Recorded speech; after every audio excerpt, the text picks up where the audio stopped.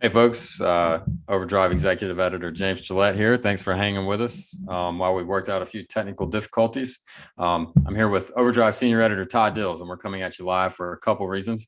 One, and for good measure, we're testing our first YouTube live stream just to make sure all the gears are in order. But also, we wanted to make sure that you're aware of a special webcast coming up next Thursday, February 25th at 3 p.m. Central Time. Todd, you'll be hosting this webcast discussion next week. So why don't you give us a quick rundown of what's on tap and what listeners and viewers can expect in next week's live event? Yeah, thanks, James. This is going to be a discussion of about DataQs. That's the federal system that carriers and drivers alike use for correcting information collected about them. Chiefly, we're talking about inspections and violations, crash information assigned to the wrong driver or carrier, and the like. Most of you are probably at least somewhat familiar with the system, given the frustrations it's caused through the years for carriers as CSA scores and those PSP reports for drivers, and the publicly available information underpinning both of them, all have gotten more and more and more important.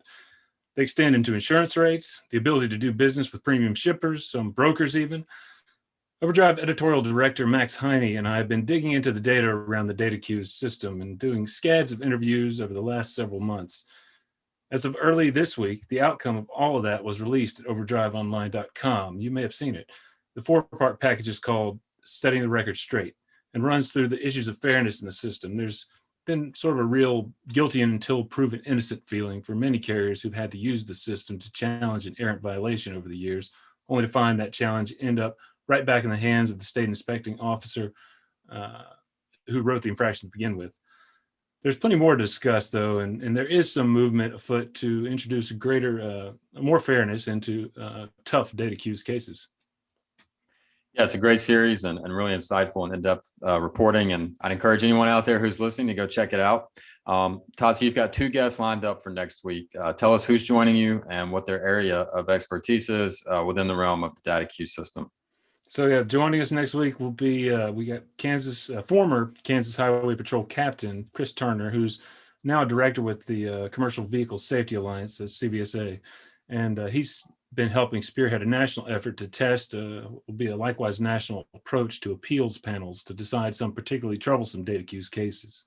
Also, we'll have Christopher Haney. He's a former owner-operator himself and current Safety and Human Resources Director for 130 truck in-dump puller Payne Trucking out of Fredericksburg, Virginia.